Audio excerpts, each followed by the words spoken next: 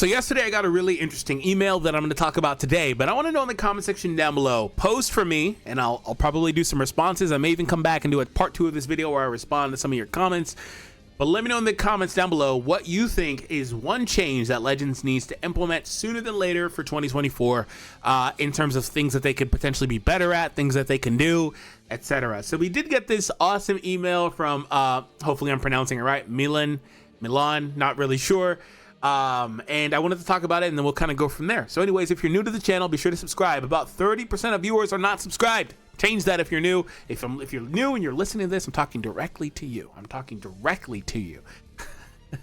Hit that thumbs up as well. And again, post down below. I'd love to get as much feedback as possible. This is my current opinion on some things that can potentially work on with the game. My hope is that you'll see this and do a discussion video. Well, today's your lucky day. And because I also included you, Guresh, Rai, and Indikuba in the survey, thank you, my guy. If you fully read, you'll see why. Love your content, keep up the good work. Thank you, I appreciate it. Legends 2024 survey response. Did they ask for another survey? Honestly, I'm out of the loop with that. I don't know. So if there's a survey that came out recently, I assume that there was, or probably will be soon, post Legends Festival. Be sure to do it, and you probably get some Chrono Crystals for it too, if I recall correctly. I hardly ever do those because I deliver my feedback in a different way. I'll just leave it at that. Anyway, Ultra banners need to have better drop rates, or the banner itself needs to provide more value to make them worth summoning on. Kudos. I really agree with that first part of it. The first thing I'll say on that topic is the drop rates haven't changed, the incentives haven't changed, so what else can they really improve on? Well, that's the characters on the banner. This was pretty solid. Looking at UI Goku's banner, that was a pretty solid cast. I don't know when MUI or Red Ultra Instinct Goku specifically will be getting any sort of buff, equip, whatever it is, I don't know. But the other characters here is pretty solid. I do like the evolution of Vegeta Zenkai a lot. Jiren Zenkai is super duper good. They brought back Revival Goku for like the first time on a non-banner rerun type deal, so there's that too. So this was probably the best iteration of a banner like this. You could tell that they definitely tried to make this banner look and feel more premium by the unit selection that they chose because of the celebration. Now that's not exactly / directly up his wheelhouse for what he's talking about, and I simply agree with the rest of it. The banner incentives, they just need to be better. The drop rates need to be better. Honestly, games don't really change their drop rates all too often. I mean, once upon a time, Legends had an overall sparking pull rate of what, 5%? Dokkan also, once upon a time, had an overall pull rate of like 1%. Actually, I think it was a little bit less than that when the game started. Then it shifted to 3%, then to 5%, then to 10%, which I think is where it's at currently. Games don't really change their overall pull rate. They typically do it when they get more saturation of their top-end characters like SSRs or Sparkings in Legends in this case. But what this game can do that they don't really do all too often is they can change the flat pull rate. So if you're not really sure what's kind of happening here, the flat pull rate for a brand new Ultra on a banner is 0.35. For the record, when we get banners and they drop new EXs on those banners, I don't think we have any right now, but when we get a new EX on one of these banners, their flat pull rate is none other than 0.25. It's 0.25, I'm pretty sure. Dude, where's a banner with an EX? They even put them in the art anymore, dude. I don't even know where the EXs are. I don't know when's the last time we got a damn EX to show this point. But yeah, their new rate is 0.25. LF characters, a brand new LF character that comes out has a 0.5% chance to be pulled. And a brand new 1% sparking is just as the name implies. They have a 1% chance to get pulled. So when we have banners like, let me just say, one that recently came out. Actually, let's go back to the current Legends Festival ones. When we have a banner like this one right here with the Super Saiyan Blue Kaioken and Goku and Vegeta, excuse me, where we have the new sparking character, that's the 1% Frieza. He has a 1% chance to be pulled. We have the new LF character at 0.5. There's that. I don't see the EXs on here. Maybe they're 0.3. I'd have to go back and fact check.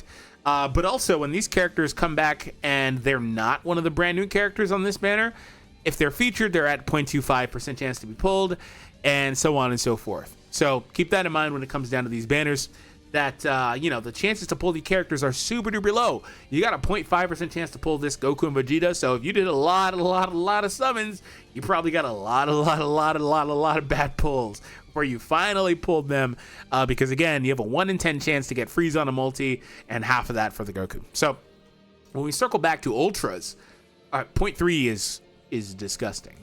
I need to know the actual mathematical average number of chrono crystals to pull this character, because I'm sure it's damn low. 0.35 is disgustingly low. I'm gonna get shut down. Yeah, can't do any more summons. 0.35 is disgustingly low, so I agree. It's just, I think what they're waiting on, what I've been waiting on, is for them to finally do multiple ultras on a banner. And when they do multiple ultras on a banner, this won't feel as bad. But there are a couple issues with that. First and foremost, they're waiting so damn long because ultras are a new rarity, right? It's no different than when they introduced like Sparkings, which were in the game by default. But if we played when EXs were only the rarity, then, you know, they introduced Sparkings, you know. But it's a new rarity, right? Unlike LFs, they're just kind of like premium Sparkings, but they're still Sparkings at the end of the day.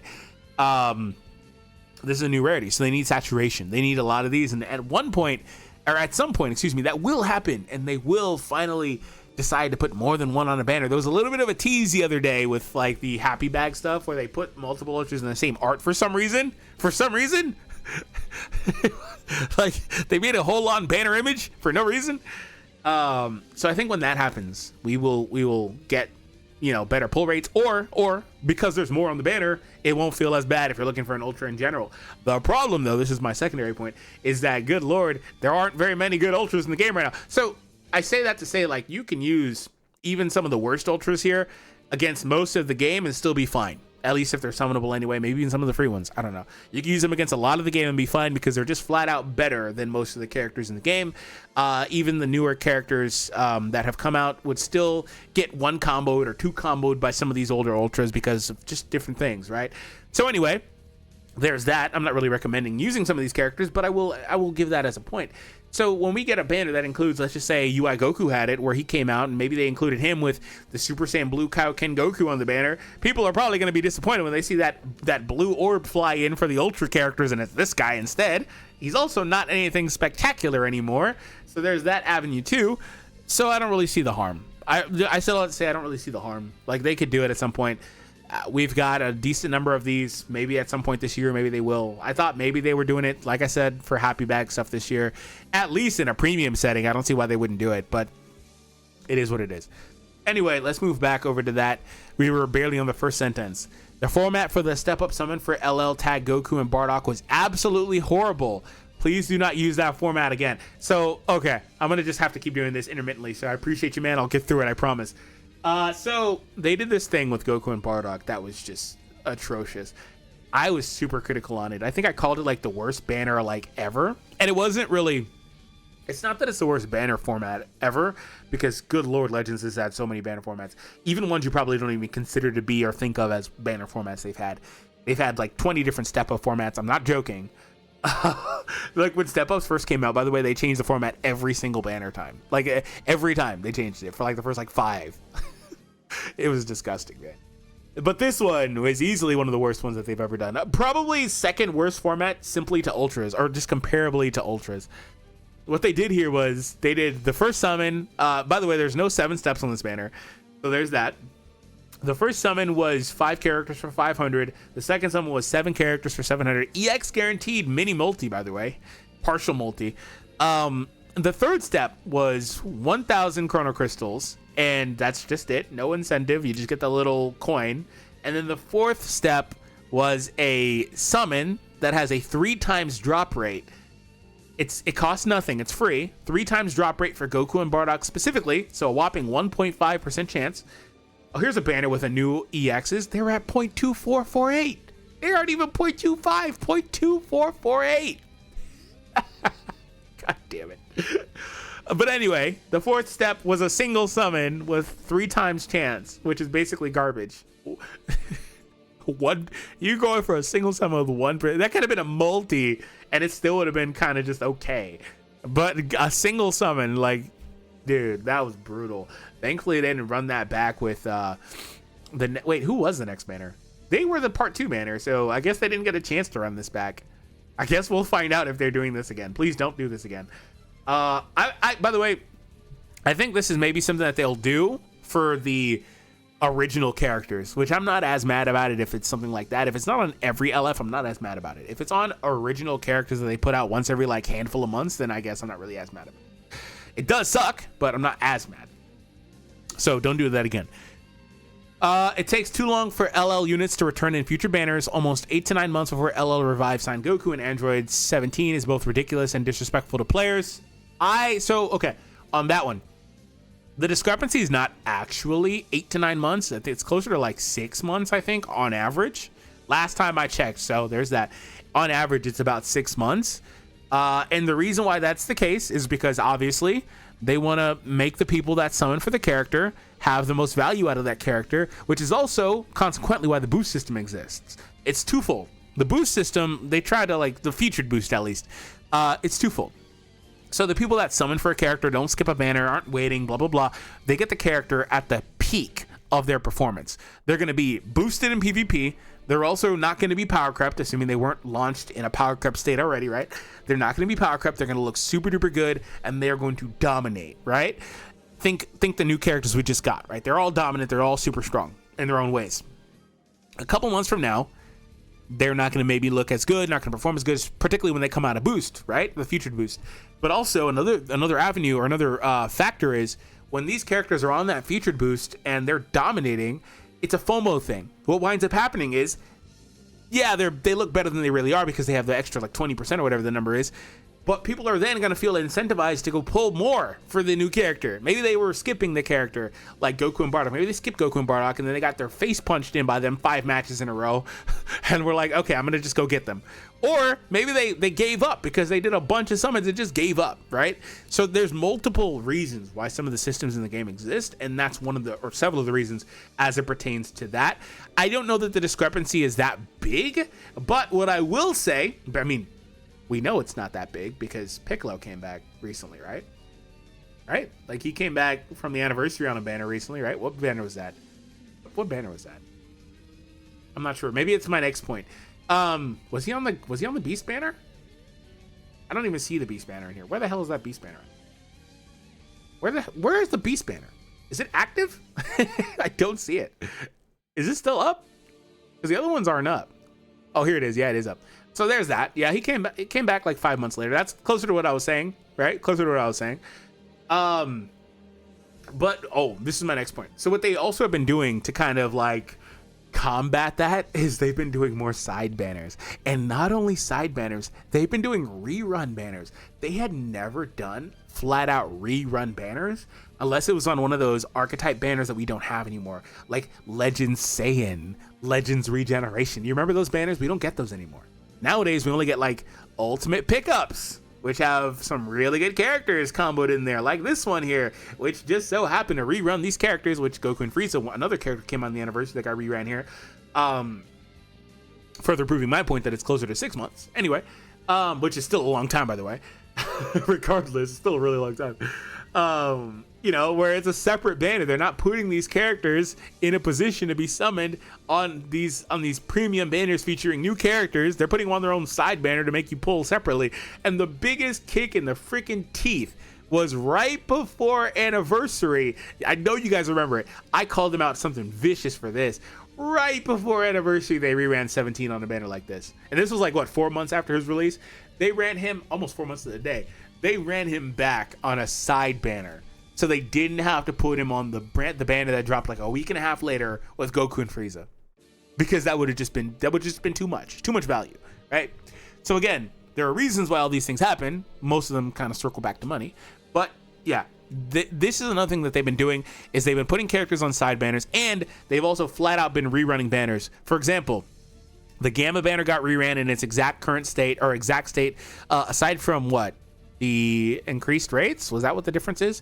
Anyway, they dropped this banner like exactly as it was. They also went above and beyond with the Ultras and said, hey, we're going to rerun all the Ultra banners in their launch states for whatever reason. We're not going to tweak them at all.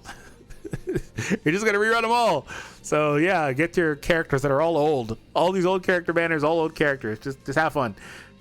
Anyway, that's another thing too. So like there's like a lot of issues with this whole system overall for summons.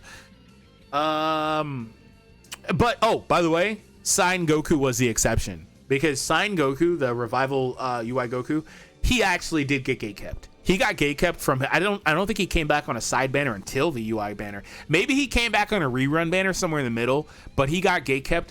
And if that's the criteria, I don't know that 17 has been released from the shackles either then, because I think 17's still on nothing but side banners. So there's that. What's 17 was on, those two were on that like 200 summon banner too, but that doesn't really count, right?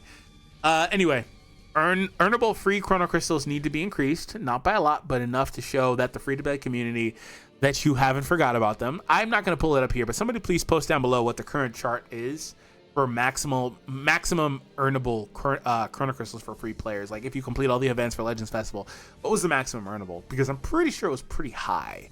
But you know, the thing about that is, I've talked about it many times, is that they do that, they make the numbers really high, but there's a lot of banners, there's a lot of characters, there's a lot of premium stuff like ultras now. Like where if we try to compare the numbers of chrono crystals we get now for events versus what we used to get for the same events in the past, the whole architecture around the chrono crystals is completely different. So it's not apples to apples, right? So I'd imagine that is something that a lot of people are struggling with. I personally, here's my thing, have been largely free to play. I think I spent most of this Legends Festival being pretty much free to play. Like I say that because I'm not free to play. Like I'm not, because it's either you are or you aren't, and I'm not. But I don't recall really buying sales. Like I was able to thankfully pull all the characters, thankfully, once again, without really having to go above and beyond. But that obviously hasn't always been the case. I've been shafted before in the past, heavily, right? So, but my point is with that I have always had throughout the celebration at least like 5,000 or 6,000 chrono crystals for the most part in circulation, so that's cool. So I'm not really sure how this really looks for some players, because I'm also, you know, maybe I'll buy like one of those cheap like $8 1,000 chrono crystal sales, like things like that. All right, PvP needs patchwork to fix connectivity and lag issues during matches. I think PvP has gotten as much of that as they're probably going to give it. It's really funny if you go back to the initial like reveal streams of Legends, like reveal when they first told us about the game, they were hyping up how the connection was so buttery smooth, this and that. Also, they were talking about how you could play like players in Japan, this and that, and it would be a smooth connection. That's not really the case. Japanese players play Japanese players, everyone else plays everyone else. It's really funny going back to hear about, should I do a video talking about like those initial streams and things that they talked about in Legends? I think that could be kind of fun. It's like a blast from the past type deal. But I think they've given as much as they're going to give it, because at a point it becomes something that's out of their control, out of their hands, because as far as I know, it's peer-to-peer.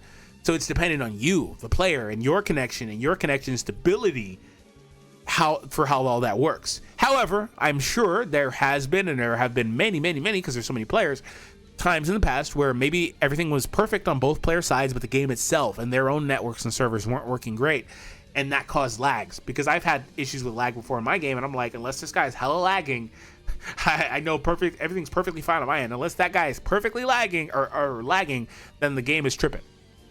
So that's another thing too. But for the most part, it's dedicated to you and how your internet is. If you have a crappy internet reception, maybe you're too far away from your router, your modem, whatever. Maybe you're too far away from your setup, or maybe you have walls in between, you know, things like that, interference, different stuff like that. Maybe there's a lot of traffic on your network, a lot of different devices pulling at the same time. Like there's all that stuff matters. And so with the way that they design the game, it matters a lot. So unfortunate, but it is what it is. So I don't know how much that type of stuff will change in PvP, because thankfully for me, I don't have a lot of issues with that, right? We need new game modes to play. Co-op, full power battle, and tournament power are all boring and uninteresting. That's fair, I guess. It's a little subjective, but it's fair. A good idea would be to create an event like full power battle, but make it 4-person raid against giant characters such as Cellmax, Great Ape, Saiyans. Ani Raza threw me off because the English spelling of that is Anila with an L, at least on the DBS card. So there's that. I really threw. I was like, who is he talking about? Anilaza, Piccolo Jr., Hirudegarn. So just big characters. I've wanted that for a long time. It would be great to see giant characters into the game without them having to always be death or Legends limited animations, and can make it a more revolving event with the enemy changing over a couple of weeks and offering good in-game rewards at the same time, and give us something fresher to play. Yeah, like a world boss type deal. I would like that. I'm sure that's something that I'm positive that's something that they've heard of in the past. So just keep in mind that all of this stuff does take time to implement. It takes time to produce, even if it's like similar to something we already have, and you would think they could just copy paste. It's not really that simple, right? Stuff does take time. So maybe they have some of these things planned, hopefully. I don't know about the giant character thing, but maybe like a 4-player raid type mode type deal could be pretty cool and interesting. But I kind of feel like if you don't really like raids, you don't really like... Do people actually like raids? Let me just say this. Do people actually like raids? And I'm not saying that because I don't think people like raids. Well, let me reiterate. Do people actually like the raids themselves? Or do people like the rewards? Because those are very different things, right? Liking the rewards, so putting up with the raid because you like the reward, does not mean you like the raids. That means you like the raid's rewards, literally. So do people actually like the raid? Because I feel like if people don't like co-op or raids, which reward aside, they're basically the same thing, right? Will people like a 4-person raid? And you know, the funny thing is, if you try to go like bigger like that, wouldn't that just introduce more connectivity issues? That's probably why they haven't done something like that, by the way, because it would just implement more connectivity issues. So it's just kind of weird. I'm not really sure. This is a cool idea in theory, but I'm not sure how realistic or feasible it is for Legends, given the things I just kind of pointed out with the connectivity and whether people actually would even care about it. I'm not sure people would care about it. I don't think this is why they have incentives, right? I don't think people would play co-op a single day of their life if there weren't missions that say play all your co-ops, basically, or they didn't put character shards there or equips there. Nobody would touch co-op because it sucks. Who cares? There's every now and again a player that likes it. Nobody would touch Tournament of Power if they didn't give you Chrono Crystals. Half the people don't actually even play it, really. They don't know what the characters do. They just put stuff in, get boosts, and auto it. Leave a like if that's you. I'm not really sure, right? How fun is some of this stuff to you? I don't know. All right, it would be great to get giant characters without them having to already answer that one or read that. Rare medals and equipment medals need to have increased drop rates. I'm a player who's out of both due to rerolling equipment and have nowhere to gain any more other than login events. So rare medals, I remember always being a problem, like literally always being a problem. The funny thing is equipment medals, like those weren't a problem until recently. I never heard people talking about that, but I've been hearing people lately talking about, the lack of equipment medals. And that's really interesting because I didn't realize you really can't get that in too many spots. Wasn't there like an event or something that gave those out like candy once upon a time when they first came out? Like I don't remember that specifically because it's been a couple of years at least. But I am certainly seeing a lot of people saying equipment medals are becoming hard for them to come by. And that's interesting. Leave a like if that's you. Post down below all that fun stuff. What are your experiences with that personally? Yeah, rare medals, though, I do remember that being a problem, particularly when they introduced the Ultra characters and you would need the rare medals.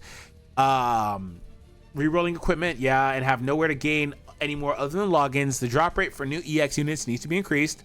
No one is using them at PvP outside of content creators, so why make their pull rates lower than LL units and why wait so long to bring them back in future banners, making it harder or almost impossible for players to complete their character collections? Boy, you're preaching to the choir. I have been screaming from the roof, the mountaintops, everything you can scream from to make Ultra characters more accessible and EX characters more accessible and easy to get. It makes no damn sense to me, and it never has, that their pull rate is lower than LF. At least make it 0.5. Like, why is it 0.25? That makes no sense to me. And so the feedback I got back for that was that they considered them to be like special prizes, when like a secret rare if you were to open up your packs, if you go to the shop and order packs or buy packs. But my problem is, well, you have secret rare. You have them. Now you've got mega super duper secret rares with ultras. You have these things. Why do the EX characters need to be? Nobody's using these characters. Even if they're good, nobody's using them. Partly because nobody can freaking pull them, for the record. So, like, the demographic they're going after with that low pull rate and why they haven't changed it is because they're going after the demographic of players that wants to collect everything. That is collecting everything. Particularly the demographic of players that, not even the 1%, but like the point, I don't know, 25%, right, of players that play this game that will 14-star those EXs too. Those are the players they're going after. That's why they haven't changed it. Because really, a lot of their bills are paid by those types of players and the top 1% spenders, things like that. Like Goresh level whales, yes, but bigger whales than Goresh. Like those are the type of players that they're really going after, right? So that's why for sure. It just sucks. It sucks. It's terrible. It's a terrible system. And the only reason why these characters are even EX in the first place is because they got flack once upon a time. Everybody, I remember, like, there was some posts about it. Everybody, like, used to dog on them when they would produce new Sparkings with the same animations. It was a very big talking point because every time they did it, people crapped on them for it. And they noticed that, and they were like, okay, well, we can't make new animations for every single release, and we don't want every release to just be one character or two characters at most, so let's fill out some of these other releases by reusing animations, which is a fine thing to do. And we're going to make them on EXs so people don't feel bad about it. So there's that. It's just a whole, like, it's a whole thing, right? It sucks. But people were really critical of them when they would when they would use it. They haven't done it for a few years, really. I think I don't know that a new character that's summonable has had that happen. So anyway, because people don't care if it's a free character, right? So anyway, back to this. And yeah, they wait a long time to bring EXs back too. All right. Would love to see YouTube content creators such as DFree, Goresh, Nano, Kuba, and Rai as special guests and reveals and stuff like you guys used to do before with Rhyme and the voice actor for Shallot. Shout out to Kagi. That would be awesome, and it would help show the community that the development team does, in fact, watch their videos and occasionally take their thoughts on new characters, overall game performance, and events into consideration when looking at ways to improve the game overall. Also, old players return and new players join and start playing Legends after watching their content. So including content creators and reveals and stuff every now and then will be a good way to give back to those outside of the management team that has helped build and grow this game to what it currently is today. Well, first things first, thank you. I really appreciate the kind words for me and my friends to get on reveals and stuff like that. What can I say about this?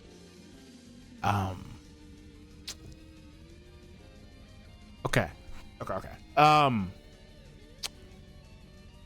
I'll say this. There are no plans for anybody else to be on reveals and stuff right now.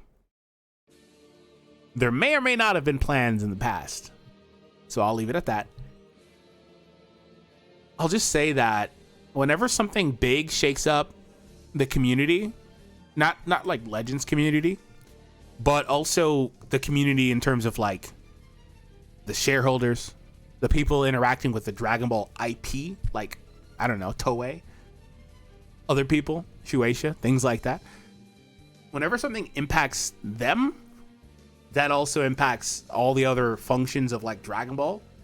So take from that what you will, but you know, it would be cool to be able to be on. But unfortunately, our communication is not as good because of some other stuff that's happened in the past outside of Legends.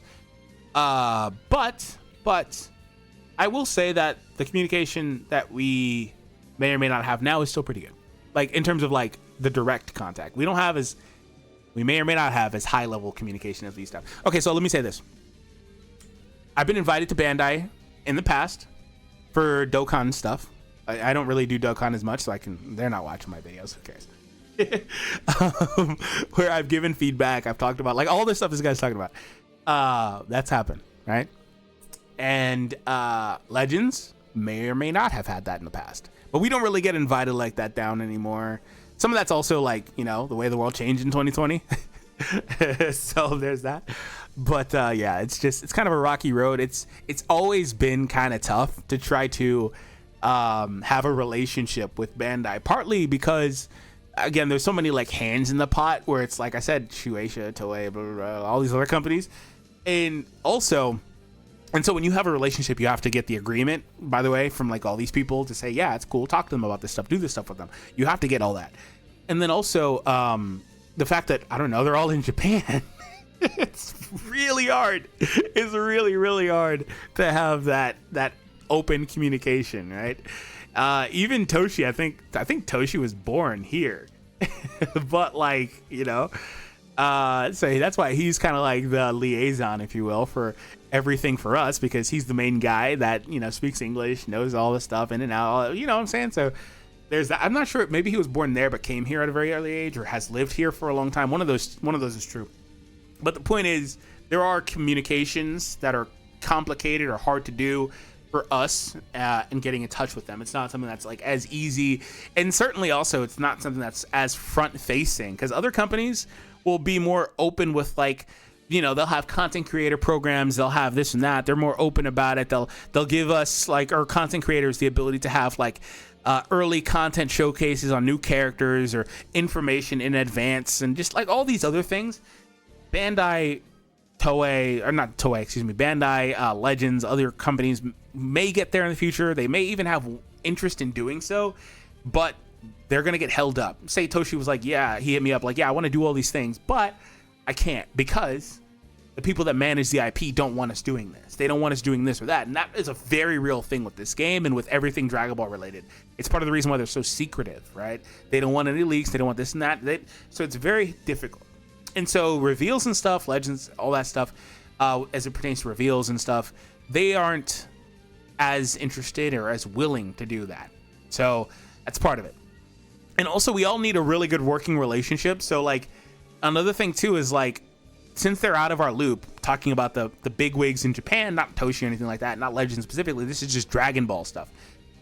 We all need a good relationship. So if things get screwed up with the relationship with American content creators, then all of a sudden that trickle down happens with everybody, right?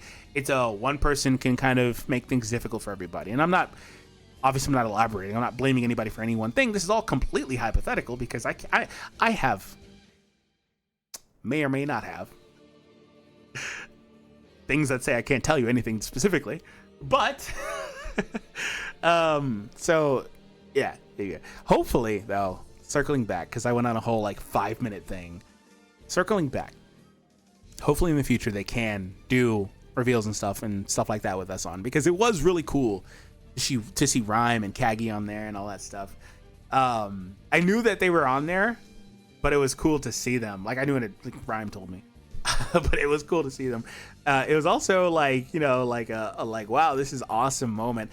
I don't think anybody outside of the main people have been on, other than the couple of community managers, right? Like, but like, we don't really interact with them. I think one of them moved over to One Piece. They're kind of around. They're kind of around. They don't get on the reveals anymore. They haven't been on like a couple years, so I don't really know. Everything with that show specifically is just up in limbo, bro. I don't know why they also keep trying to bring other people on with Toshi. Maybe they're trying to ultimately have somebody take Toshi's place for that so he can do other things. You know, Toshi's very busy. He's not only working on Legends, so maybe that's it. I don't reveals and stuff is weird, but it would be cool just in and of itself if they had a way to interact with us more. All right, guys, post down below, like I said, your opinions on Legends 2024, what you would like to see, what changes they need to make, etc. And I'll try to push it up the food chain. Maybe you can come back for a part 2 video.